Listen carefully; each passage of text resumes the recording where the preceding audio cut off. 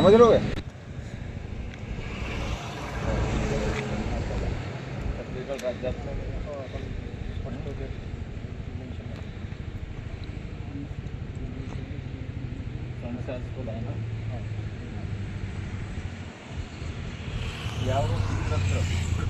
धीरजपुरी, मी निरीक्षण अधिकारी देवरी.